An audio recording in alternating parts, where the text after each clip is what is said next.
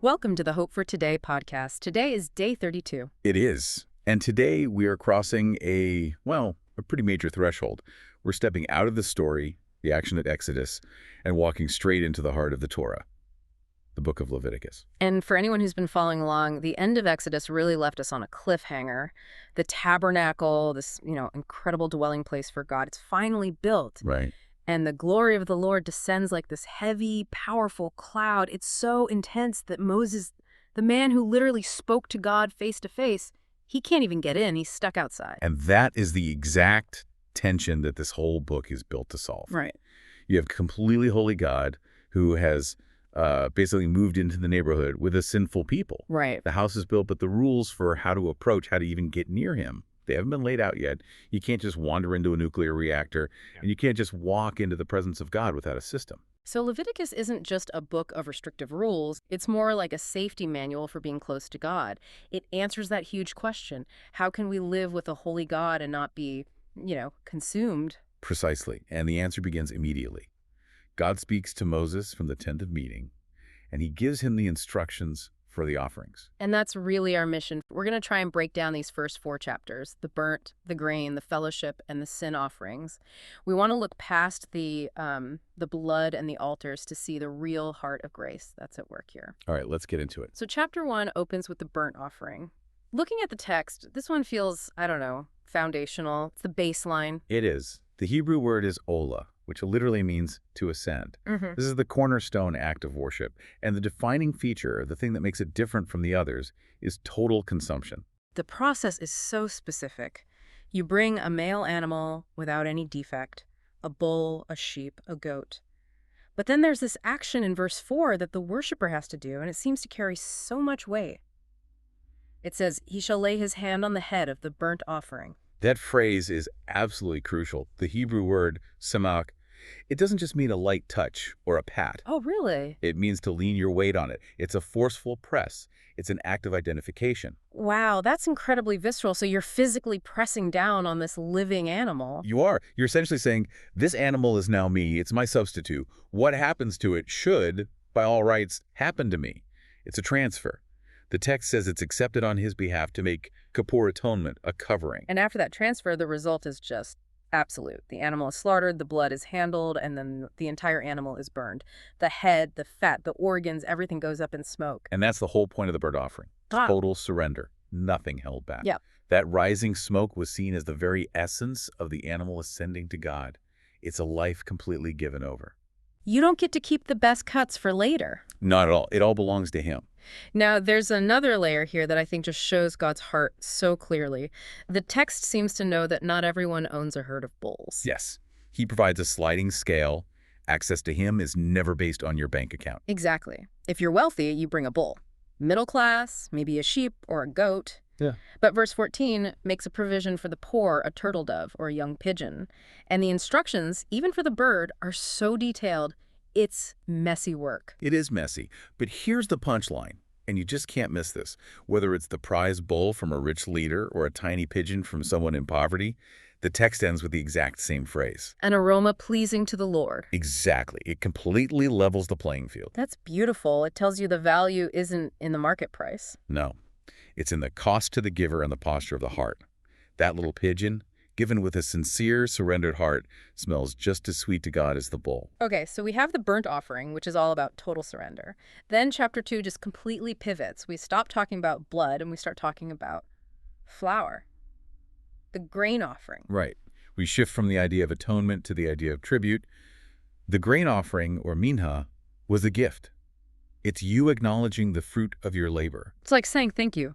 It is. God gave you the land, he gave you the rain to grow the wheat, and now you're bringing a portion back to say, I know where this came from. But it's a very strict recipe, isn't it? Fine flour, oil, incense. And then verse 13 lays down this absolute rule. You cannot omit the salt of the covenant. Salt is non-negotiable. Why salt? I mean, I get that it adds flavor, but I doubt God is focused on culinary enhancement here. Well, think about the ancient world. Salt was the ultimate preservative. It stops decay. It stops rot. Okay. So a covenant of salt is a way of saying, this promise will last, it won't decay, it won't go bad.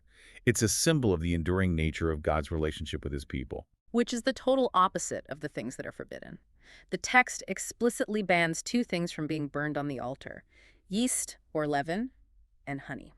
And think about what those two things do. Yeast makes dough rise through fermentation. Honey, which was probably date or fruit syrup, also ferments very easily. So it's about corruption or change. Exactly. Symbolically, fermentation was often associated with decay, with corruption. Leaven, in Scripture, almost always represents sin spreading and puffing things up with pride. And honey represents a kind of natural, earthly sweetness that can also lead to decay. That makes perfect sense. God is saying, give me the salt, the preservation and truth. I don't want the puffiness of yeast or the fermenting sweetness of honey. The offering has to be pure. Now, unlike the burnt offering where everything went up in smoke, this one gets divided. A memorial portion, just a handful, is burned, but the rest of it goes to Aaron and his sons, the priests. And that's God's very practical economy at work. The priests are serving full-time in the tabernacle. They can't farm. So the grain offering literally becomes their food. Their daily bread. It's their daily bread. It's designated most holy, which means only they can eat it, and only in a holy place. It connects the worship of the people directly to the support of his servants. We also see that mention of first fruits, giving the very first and best heads of grain. It's a principle of priority, isn't it? God gets his portion first. Always. It frames your whole mindset. Before I provide for myself, I make sure God's portion is secure. It breaks that natural tendency toward greed. All right, moving on to chapter 3, we get the fellowship offering. Some Bibles call this the peace offering. Shalomim. It comes from that famous root word, shalom. Peace, wholeness, completeness. So if the burnt offering is surrender and the grain offering is thanks, this one, it feels like a party. It feels like a celebration. It really is. This is the only offering where the person who brings it actually gets to eat a portion of the meat. It's a shared meal. But God still gets his portion first. And this is where the text gets really specific about the kidneys, the liver, and especially the fat. It says all the fat is the Lord's. Yeah, and we have to take off our 21st century health-conscious glasses for a second. In that culture, animals were lean, fat was rare, fat was energy. It was the richest, most valuable part of the animal. So giving God the fat was giving him the absolute best. The best of the best. And that's why the text forbids eating fat or blood. Blood represents life that belongs to God, the creator of life. And fat represents abundance, the best part that belongs to God, the provider of all good things. So you give God the life and the luxury, and then you sit down and enjoy the rest of the meal in his presence. Right. It implies communion. It implies friendship. The hostility is over. We're at peace. We can share a meal together. Okay, so chapters 1, 2, and 3, surrender, thanks, and peace. They're all described as pleasing aromas. They feel, for the most part, voluntary. You bring them because your heart moves you to draw near. That's right. But chapter 4 is a hard shift. The whole tone changes. Yeah, we get to the sin offering. And the very first line sets the condition. This is for when anyone sins unintentionally. And this is so important. This isn't about high-handed, defiant rebellion against God. The Hebrew word implies wandering off the path or making a mistake. It's about human frailty.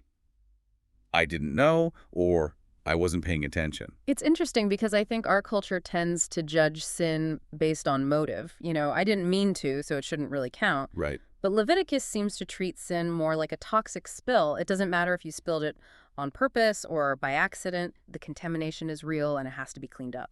That's a perfect analogy. Sin creates an objective pollution in the camp, in the sanctuary. And God's holiness simply cannot coexist with that pollution. So even if your heart wasn't malicious, the stain is there. Yeah. And it takes blood to clean it. And the cleanup process is incredibly detailed. It sets up this hierarchy of responsibility.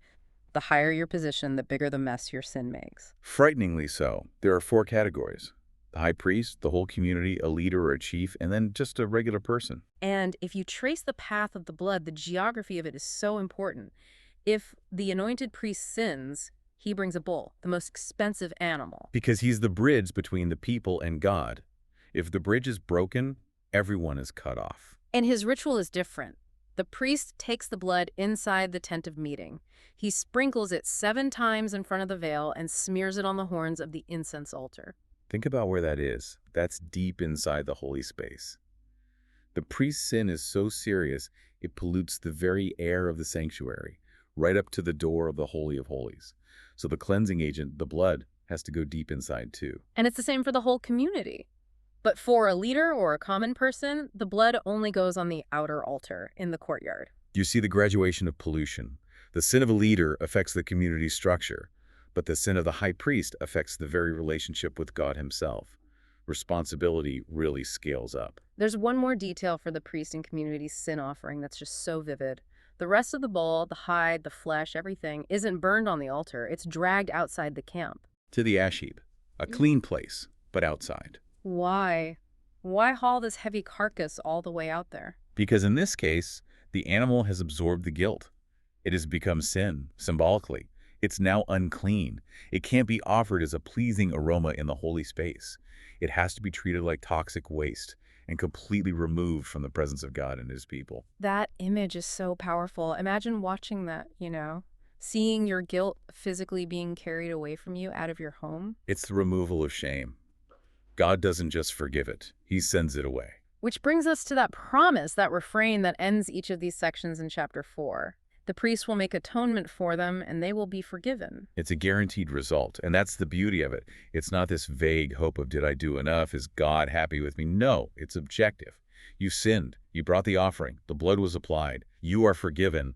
Full stop. It provides such certainty. It lets you anchor your conscience. You don't have to carry that weight anymore because the animal carried it for you. So when you pull the camera back and look at all 4 of these offerings together, what you're really seeing is a map of the human heart in its relationship with God. You really are. You have the burnt offering. God, I surrender everything to you. You have the grain offering. God, thank you for everything you've given me. Then the fellowship offering. God, I just want to enjoy being at peace with you. And finally, the sin offering. God, I messed up. I've broken this relationship, and I desperately need you to make me clean again. It covers every possible base, doesn't it? It shows a God who is unbelievably holy. He cares about the details, the salt, the fat, where the blood goes. But he's also unbelievably accessible. He didn't build this tabernacle and then just lock the door. No. He wrote the instruction manual on how to get in. He made a way. And that's the heart of this book. It's not about restriction. It's about safe passage into the presence of the King. I think I want to leave everyone listening with that thought about unintentional sin. We live in a culture that, well, it so often defines right and wrong by our intentions, by how we feel about what we did. We judge ourselves by our intentions, but reality is what it is. Right. And reading chapter 4 is such a humbling check on that. It reminds you that you have blind spots. We all do. We can cause harm, we can dishonor God without even realizing it. But the grace in that is that God has a provision even for the sins we don't know we committed. You don't have to be perfectly self-aware to be covered. You just have to be willing to accept the cleansing he provides when he finally shines a light on it. That is a massive comfort. We don't have to be paralyzed by the fear of what we might have done wrong. We just have to walk in the light we have and trust his atonement for the rest. Amen to that. And that was it for day 32. Meet you on day 33 tomorrow.